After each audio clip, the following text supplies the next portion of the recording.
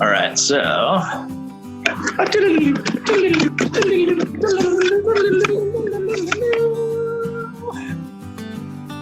ahoy from Seacliff State Beach, Junior Rangers. My name is Joseph, says so right there.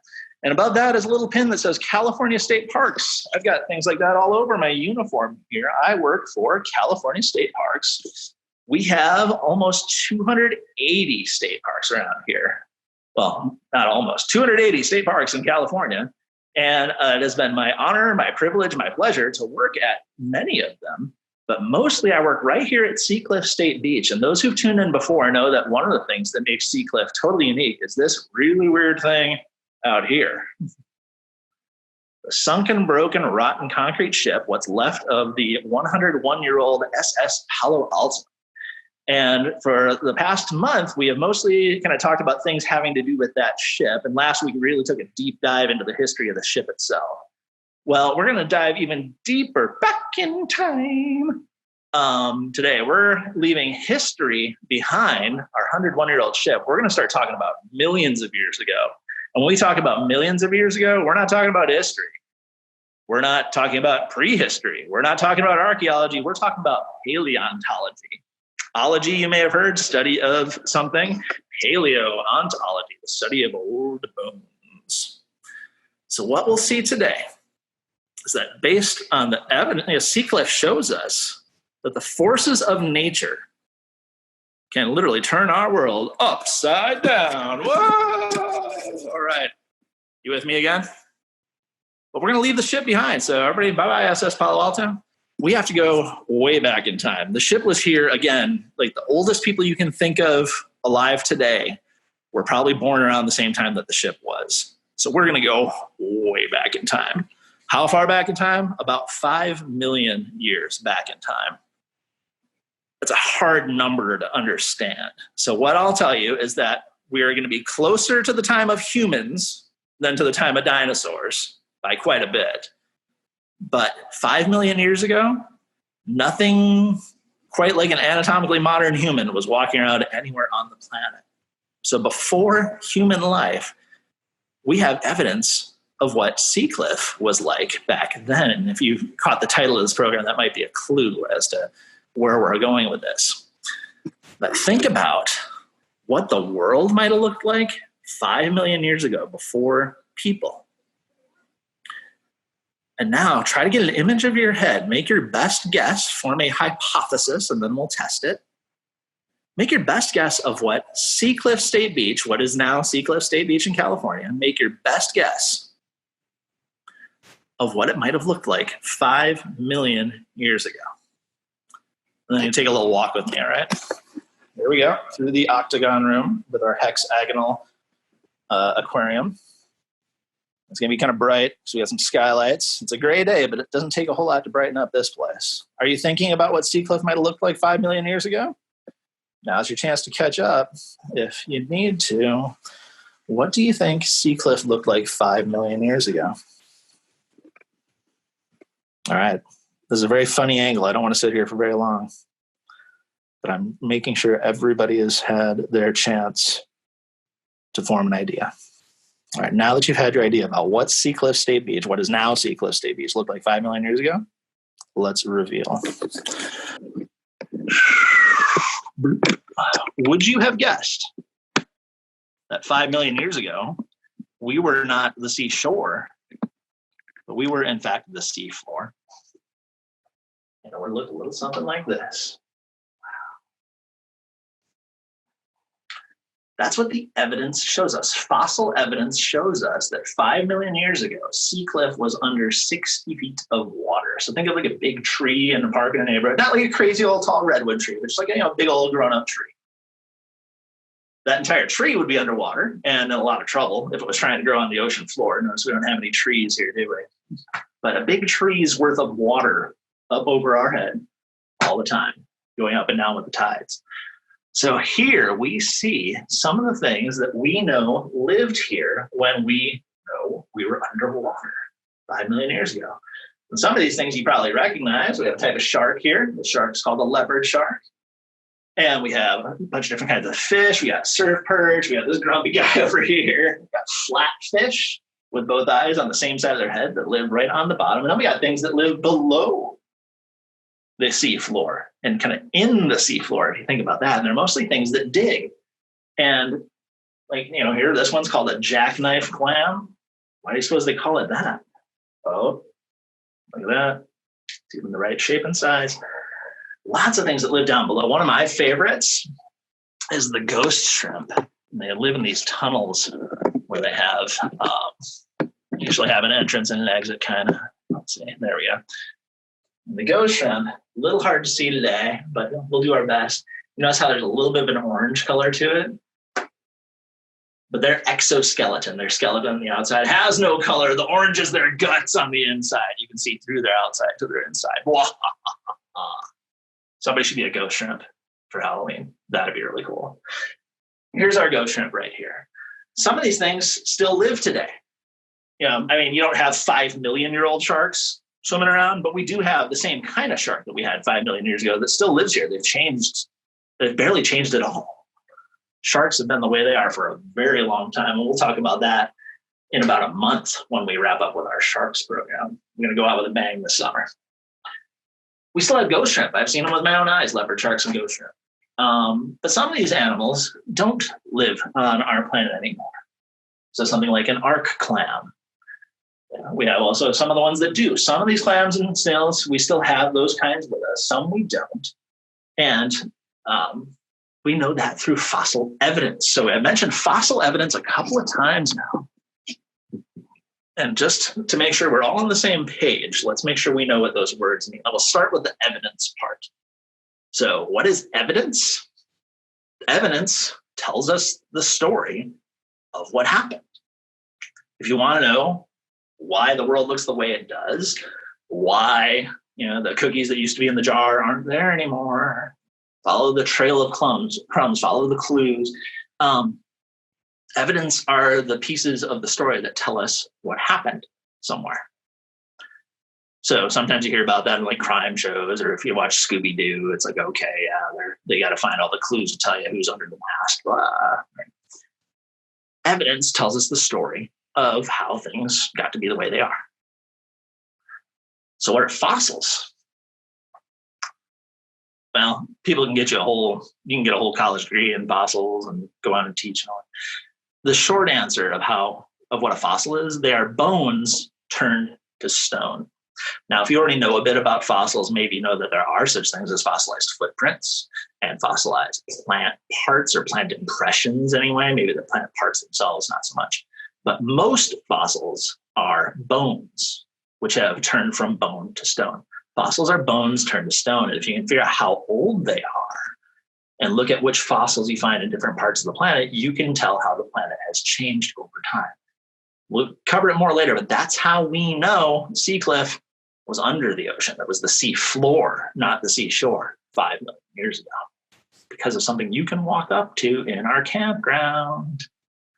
We'll talk about that in a moment. But first of all, fossils, how do they form? How do things turn in from bone to stone? I'm going to check in on our questions before I leap into that. What is that, says Edith, but I'm not sure which one we're talking about. Well, this is the ocean floor. Phoenix checking in from Santa Cruz. So you too would have been underwater. Oh, and then let's see. Mary guessed correctly that we would have been underwater. All right, excellent. Thanks for tuning in. I do try to check the questions and answers occasionally. And we'll make sure to always check in at the very end. So how do bones turn to stone? I'm not much of a cook, as my kids can tell you. But one thing I'm pretty good at is making pizza. And if you want to make a fossil, I just kind of think of, you need the recipe. You can get all the things that go into pizza. You can get a nice crust, nice sauce, some toppings and all that. But you just throw it on a table and it's not pizza yet, is it? A few other things need to happen, and you need to get things in just the right amounts and just the right places and just the right order for it to actually become a delightful, tasty Papa's pizza. I wish I could make pizza for all of you, maybe someday. You need all the right parts, and then you need to treat them just right. And if you follow that recipe, and of course, this all happens by accident in nature. If we want to make fossils, you're going to find out it's going to take a while to make one. But in nature, this happens often enough. that we have these glimpses into our, like, not even prehistory, before prehistory, our glimpses into the Earth's past. And paleontology is the science that shows us that. So what do you need if you're going to turn bones into stone? Well, you need the bone, right? That's, right there in our definition. So let's see. We have a number of animals under here. There was one that, was maybe kind of a little bright before, but look in this far corner here under the shark. Look at this curly guy here. And I know it's kind of washed out by the lights. I was trying to do this with the lights off, but it was too dark. But what you see right there is an animal, and we do still have this same kind of animal alive today. It's called a moon snail. And sometimes things that we have living on land, like slugs and snails, live in the ocean. Slugs and snails in the ocean often get a lot bigger than the ones we have on land. Here is a moon snail shell for you. Remember, I'm kind of a big guy. This is my big old bass player hand, pizza maker hand, and this fills my whole hand. So for a snail, that's pretty big. They aren't all that big. They kind of grow throughout their life. They just keep growing and growing. I stopped when I was probably about 18. Yeah. They grow and grow through their life, and they keep adding to this spiral, but they can get really big. So that's going to be our bone today. So if we're going to use bones, that means that to make a fossil, something has to die, right? Okay. So we're going to show respect to this moon snail before using our imaginations for educational purposes only. We do have to kill it. Okay. So we're going to get our moon snail the best life it can possibly have. So what is the best life for a moon snail? It's not quite like this, is it? But this gives you an idea what they would look like underwater. If this was a living moon snail, though, I wouldn't want to keep it this way. This would be really mean. It barely has room to turn around. But it shows you kind of what they look like on, under the water on the ocean floor. Here's another picture of one. Look at that. So you notice they're not just shell, and they're not all just inside the shell, are they? This huge muscular structure here is called the foot. They just have one foot. That's all they need. They use that foot to crawl around on the seafloor. Now, snails in the ocean, just like snails on land, compared to us and most other animals, are not very fast. But believe it or not, the moon snail is a predator. If you've heard that word before, you know that a predator is something that eats other animals. It catches and eats other animals. And even though it's a snail, it catches and eats other animals. Think for a second, who is a snail going to catch? Well, look around. A snail might not be very fast, but it's faster than a clam. And so here's our future fossil. Get your imaginations turned on yet? Turn on your imagination if you haven't yet. You're going to need it. I use my left ear to turn on my imagination. All right, boom. My imagination is ready to go. So we're going to turn our friend into a fossil, but only after it's had the most exciting, enriching, fulfilling life a moon snail can have. So what's its favorite thing to do? Its favorite thing to do is eat. It's got a lot of the same parts that we do that it uses for its life processes. Some of them are quite different, though. So if you look at this, some of these things you'll recognize, but you probably don't have a crop or tentacles or radulae. But you have a heart, and you have kidneys, and you have a stomach. You have 2 feet, probably. You have something like a nerve cord.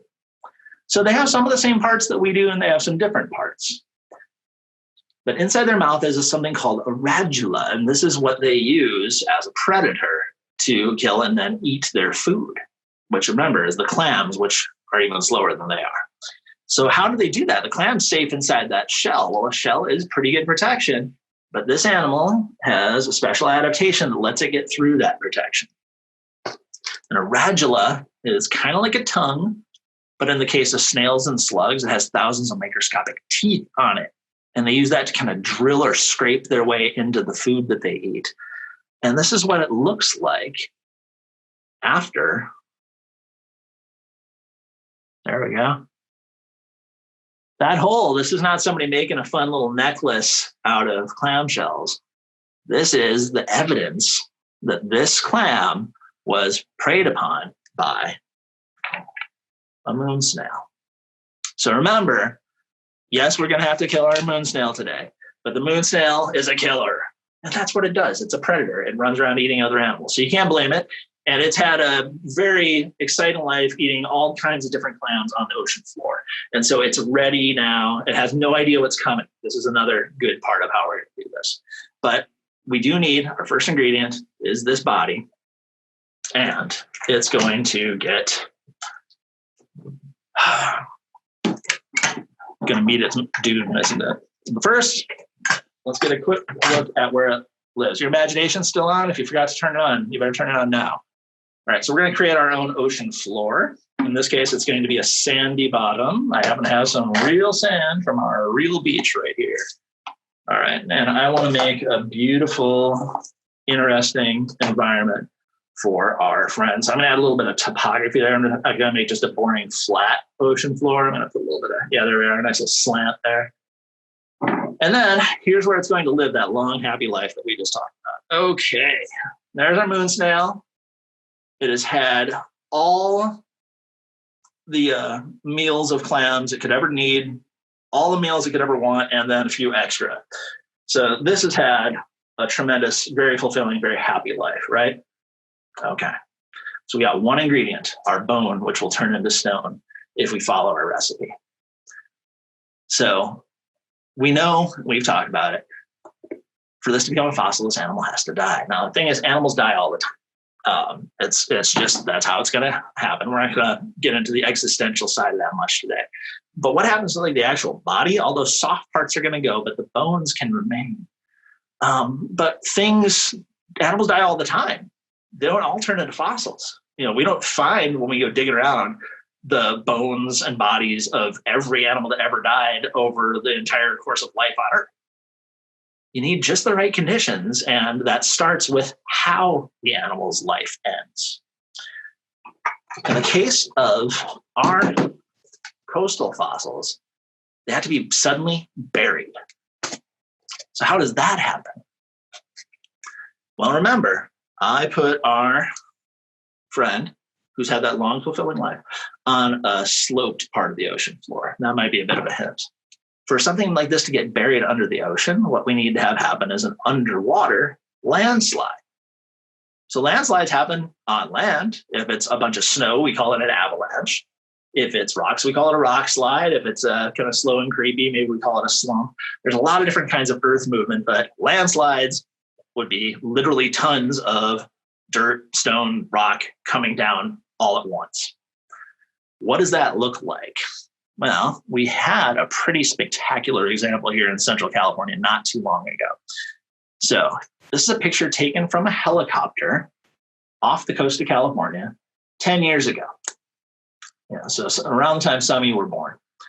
And I know it's kind of on the small side, but what you're seeing here, this is a road, a windy gravel road, I think, coming down from the mountains. This is the highway, and it's still kind of a skinny road, and it's built on this incredibly steep cliff at a spot called Mud Creek, south of Monterey Bay, in an area of California called Big Sur. This is the ocean down here, and you see a rocky shore and the waves coming in here, and we know we've got clams and snails and crabs and ghost shrimp and all those kinds of things living down here. So 10 years ago, this is what that stretch of highway on Big Sur looked like. Over the next several years, California had what was called a drought. It did not rain much, even in our rainy season. Our winters were pretty dry, and then our summers are almost always dry. And so it got really dried out, and we were all really worried about it. And then we had our drought-busting winter of 2017. And just the rain felt like it would never stop, and it was coming down hard. Some of you might remember that. And in 2017, what happens when you've got a bunch of dry soil, dirt, and then you just dump a bunch of water on it all at once? It turns to mud, right? And then mud gets heavy and can slide. So look what happened in 2017. Boom. It's a little bit, there, that's better. Sorry for the glare. I would like to do this with the lights off, but it wasn't working. So that highway disappeared under this mountain. The mountain came down, buried the highway, and grew the California coast. Mud Creek became Mud Point. Look how the highway is completely buried, and whatever was under the ocean here, the landslide didn't stop when it got to the water. The landslide kept going underwater and buried whatever was under there. And it took months and months before they couldn't dig out the highway. They just had to build a new one over the landslide. What do you think is going to happen the next time it rains really heavy? Well, that's just the nature of having a highway in Big Sur, I'm afraid. You're going to have to fix it a lot. So whatever was living under that along the highway and along the beach was suddenly buried. For the kind of fossils we're going to see today, that's how it has to end. I think I see some questions coming in. I'm going to quick check on those. Sandra says in Walnut Creek in the East Bay, which is pretty far from the ocean, we have shell fossils at Lime Ridge. Maybe they were moon snails. Stay tuned. We've got something for you. Brody, hopefully we have explained landslides satisfactorily for you at this point. If not, check in with me later. You know how to get a hold of me. All right, so now the time has come. Long, fulfilling life. Did everything a moon snail could ever want. It's got to go out somehow. At least it's going out spectacularly, right? Are you ready for a moon snail to get buried in underwater landslides? Well, first it has to be underwater. We forgot to add water. Oh no, add a bunch of seawater, right? This is where that imagination comes in handy, because if I was doing this with actual seawater, this would get more messy than it already is. All right, so there it is on the ocean floor under a bunch of imaginary water. And here comes the underwater landslide.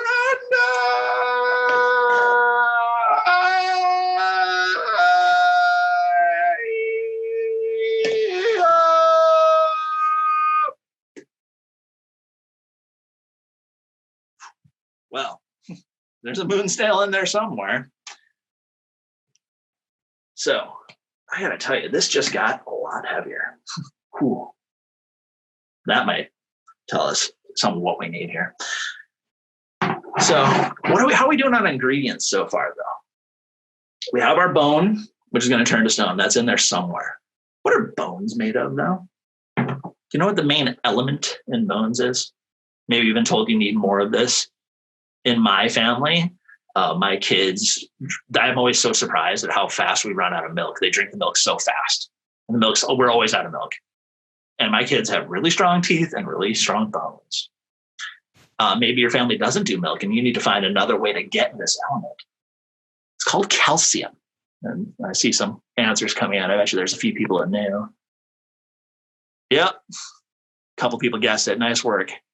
How did the mud fall? Asked. It was so much rain and it was so steep that boom, it couldn't hold together anymore. The mountain fell apart. It was too steep. Yes, calcium. So calcium is one ingredient we need. That's the main ingredient in the bone that's going to turn to stone. Did you know that shells are a type of bone? It's a bone on the outside. It's an exoskeleton. We have endoskeletons. Our bones are on the inside. You can have human fossils. You can have moon snail fossils. You just need that calcium. Then you need it to be, in the case of these marine fossils, suddenly buried. But even under the ocean. So somebody's asking, why did the mud fall? It was what's called saturated. All the space between the grains of sand or the grains of silt or clay on dry land, sometimes there's air between those things. But underwater, they're completely saturated. So the ocean floor is saturated all the time. All the space between the grains of sand, in this case, are filled with water. And when that happens on land, it turns to really slippery mud in a lot of cases, and that's why it slid down. So when something is saturated, it's full of water. So this sand at the ocean floor is also full of water. Well, what is ocean water full of? You ever tasted it? I wouldn't recommend taking big gulps of it, but sometimes, like when I'm out kayaking with my big kid, a little bit gets on my beard and then I taste it. Salty. And if you look at the salt you have around the house, you probably have a container of salt somewhere that says sea salt on it. And that's where our table salt often comes from. It's evaporated seawater. And the most common elements in seawater are sodium and chlorine. And so you put them together, it makes a compound called sodium chloride. And that's what you taste in table salt, and that's what you taste in salt water in the ocean. So I like to think of those as our special blend of herbs and spices when we make a fossil. Seawater is full of minerals. Sodium and chloride are minerals. And right here, these are all the minerals in seawater and all the amounts in which we have them. And to earn your digital badge stamp today, you have to memorize all of them and repeat them back to me in order, word for word. Okay, I warned you I was silly, right? I'll never have this list memorized. I would never ask you to do that. That's ridiculous. But look, it's a list of 50 different elements. And some of these you will not be surprised to learn are in seawater. The top two are chlorine and sodium. And there's calcium. That's not uncommon. Potassium, you get that in your bananas if you're a banana eating kind of person. Carbon, all living things have carbon in them. This is inorganic and there's organic. So we got all these minerals in here, but there are some ones that really might surprise you in seawater. Did you know that seawater had lead, tin, uranium, which is radioactive, molybdenum, mercury, silver, gold? Seawater has all these things in it in incredibly tiny amounts. More sodium and chlorine by a lot than all the other ones. But these are, you get this blend just right, and it's called seawater. That's your blend of herbs and spices that's going to get our recipe just right for cooking up a fossil. But as we said earlier, if I'm making a pizza, I can't just get get the crust rolled out and throw the sauce on and throw some toppings on and say, all right, here you go. It's not quite ready. Not the way my family does it anyway. You need to do a bit more. You got to actually cook it, right? And then you got to cook it for a certain amount of time. So we're not cooking, right? But we're going to do something similar. We're going to apply pressure. Remember I told you how much heavier this got when all that sand came crashing down? How do you think it feels to have a bunch of weight on you? You can push down on your old shoulder for a minute. Maybe if you got somebody next to you that can push down on you. Do you know what that's called, what you're feeling? That's called pressure. And that's another part of our thing. You can it's kind of the closest thing we have to turning on the oven and adding heat. Heat and pressure are both great ways to make chemical changes happen. And pressure can even lead to heat in the right circumstances. But in this case, pressure is what we're talking about. Boom, down comes the pressure. It's pushing on here. The special blend of herbs and spices, our seawater, has filled in all the spaces. The ocean floor is saturated with seawater. We've got our bone in there, mostly made of calcium. And then we apply pressure over time. And that's what we're going to spend the rest of our program doing, is we're going to wait for this to turn into a fossil. I don't know how much time you have on your Monday morning. Should we give it maybe 3 million years just to be safe?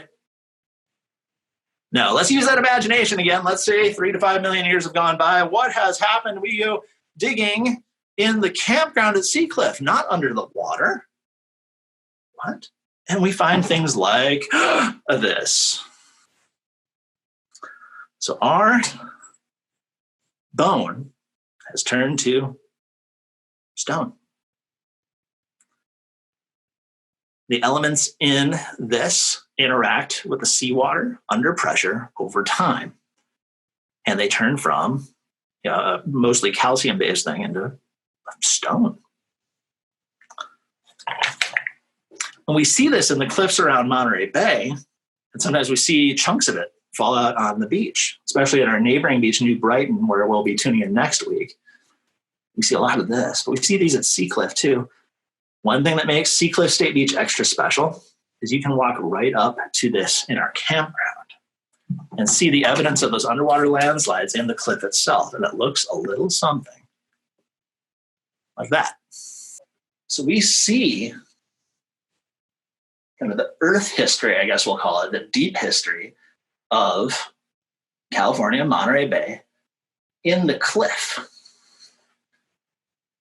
And unless things get flipped over somehow, which is a whole other program for a completely different site, you'll have a record of what the ocean floor was like over time here in our cliff. How the ocean floor got to be over our heads, we'll talk about in just a moment.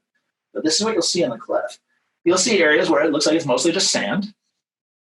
And then you'll see these layers of shells and shells and shells, and they are fossils. They're fossilized shells. They might look a lot like, a shell, just a bone, but they are fossilized. See, sometimes there must have been really unstable land around here. Lots of landslides And you have periods in history where things got buried all the time, and you have these layers of fossils.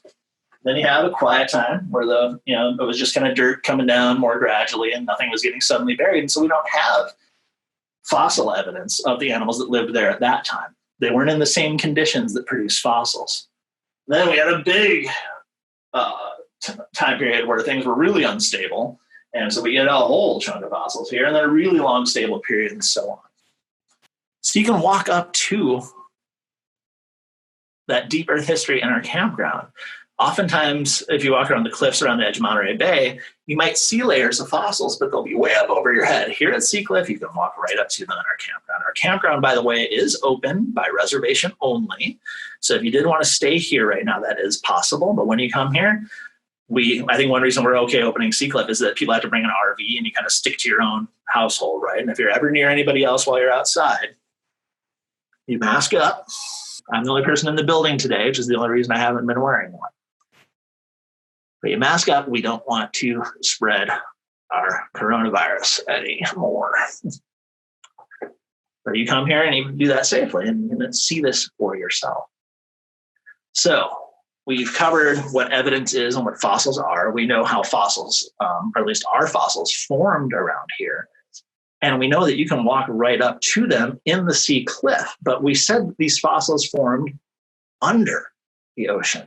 So there's kind of one more piece of the puzzle that we need our fossil evidence to help us solve. How did the fossils get up in the cliff when they were deposited on the sea floor? If you think about this, maybe you've already figured out the seafloor had to have come up somehow. Did you feel that? Me neither. Earthquakes happen all the time. A lot of them we don't feel. But here in California, I mean, if you're tuning in from the United Kingdom, one thing that people know about California from all over the world is we have a lot of earthquakes compared to many parts of the world. I've felt more than a few in my life. I've lived in California for 20 years now, and I've felt a few earthquakes. Most of them, though, they happen and we don't even notice them. Sometimes it's just they go, did a truck go by? You never know. But all those earthquakes, big ones, little ones, remember just like every wave wore down our ship, every earthquake, little tiny ones or big ones, is reshaping the earth somehow. And so you've got chunks of land in the case of this coast of Central California, you got chunks of land sliding past each other. And this is a whole other program. We're doing the quick version now, right? But it's not neat. Things get bumped up and down. But generally speaking, where you've got faults on land in California, you've got earthquakes are going to build mountains. And then as you saw, rain and wind will erode the mountains. Wind will blow away the loose particles, and that adds up over great amounts of time. And then rain, every time it rains, there's a bit of dirt in the water that goes down. And sometimes we get huge chunks of erosion. But again, every little bit counts. The earth is always changing around you. So because of earthquakes over a very long time, what used to be the ocean floor with all the fossils on it got pushed up. Another thing that happens, and we're not going to get super into that, how that happens today, but sea level changes too. Sea level right now compared to, again, this is what the fossil evidence shows us, sea level compared to other times in the past is quite high right now and getting higher. But during the ice ages, sea levels are much lower. So these things change over time. This helps kind of wrap our heads around how the seafloor can end up over our heads, or in the case of Seacliff, kind of right at head level. So we know we were underwater. One does have to wonder just how much of Central California was underwater 3 to 5 million years ago. Think about it. Somebody tuned in from Walnut Creek with an insightful comment. I want to see what else people have been saying. So yeah, it was Sandra, Sandy said, we have shell fossils at Lime Ridge. Maybe some of them are moon snails. Okay. We have to wonder, we are right on the edge of the ocean, but we're seeing the ocean floor above our heads here at Seacliff. Walnut Creek, you're pretty far from the ocean. You're not too far from San Francisco Bay. But even then, you're over the hills from San Francisco Bay, yet you have marine fossils right there. How much of California was underwater 3 to 5 million years ago? Do you have your idea yet? Because it's time to go take a look. I'm going to pop you off the tripod here and flip you around. Let's see what to do. Hello again. Okay. Sorry for the glare and the shadows and the camera always trying to focus. So this is the shape of the Central California coast now. It says how the Central California coast looks now. Well, California isn't a uniform shade of yellow and the ocean isn't a uniform shade of blue, but this is the shape of the coast of Central California. The two probably most obvious features are San Francisco Bay, and Walnut Creek is about where my finger is now. And then Monterey Bay, that's kind of bite right out of the coast. And Seacliff is at the northern end of Monterey Bay. And then we talked about how earthquakes push the land around, and on land, that usually means they build mountains. Earthquake after earthquake over thousands and thousands of years. The big one that people have heard about is the San Andreas Fault, which runs almost all the way up and down California. So this is what the coast looks like today. Imagine what it looked like 3 to 5 million years ago. I will draw your attention to the cities of the Central Valley. There's Sacramento, our capital, Fresno. Coalinga is it's a smaller town, but it's a fun one to know about. You'll see in a minute. And then Bakersfield down here. If you've been to those towns, and even Walnut Creek today is probably pretty hot and dry. But if you go to Bakersfield, oh my, hot, dry, dusty, and we get thousands of people from places like Bakersfield, Fresno, Modesto, Merced that come to Seacliff all summer, every summer, to get away from that hot, dry, dusty heat. What do you think Central California looked like 3 to 5 million years ago? All right, time to reveal. All right, so here you see it side by side. I got to take a knee. Give me a second here. Oh, there's the old ahoy there. All right. All right, so here we see the Central California coast looked quite different 3 to 5 million years ago. Did you guess that most of what is around the edge of what is now San Francisco Bay was underwater? Walnut Creek. Looks like you were at the edge of the ocean. You didn't have to make a special trip to go to the ocean 3 to 5 million years ago. You were there. Coalinga, we pointed out, was under the ocean. Seacliff was under the ocean, as we already discussed. Bakersfield was kind of right on the edge. Fresno, you didn't have nearly as far to go. And if you look at Central California, the evidence tells us that at different points in time, the entire Central Valley was under water at one time or another in deep Earth history.